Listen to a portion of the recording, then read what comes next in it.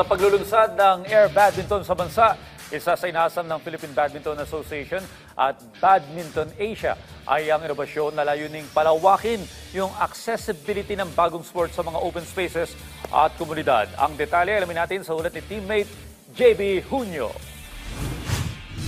Mula sa traditional indoor badminton, ipinakilala ng Philippine Badminton Association at sa tulong ng Badminton Asia ang air badminton, ang outdoor version ng traditional badminton na nilalaro sa loob ng court na ngayon ay pwede na itong laruin kahit saan, sa beach o buhangin, sa parks o grass field at sa sementado o outdoor hard court. Kumpara sa nakasanayang badminton, mas malawak ang court measurement at layout nito na may dead zone sa harap ng net na may sukat na tig 2 meters sa parehong side ng court. Ito rin ay ginagamitan ng air shuttle na kayang lumipad sa bilis na 12 kilometers per hour habang regular racket na may lower string tension na may thicker strings naman ang maaaring gamitin sa paglalaro nito. Sa naging panayam ng PTV Sports sa Senior Development Manager ng Badminton Asia na si Thana Arikrishnan, ibinahagi niya na bagay sa mga kultura at ugali ng mga Pinoy ang makabagong outdoor sport na ito.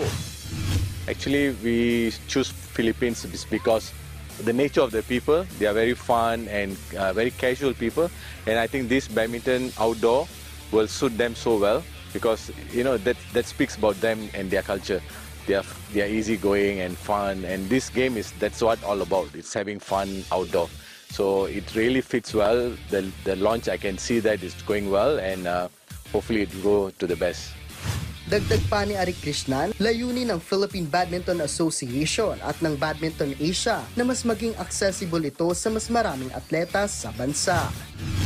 Yes, I will definitely say it's more accessible now, and this with this new invention of the shuttlecock, you can literally play anywhere, in field, in sand, in back door, in front of the house. So it's more fun and more accessible now than before.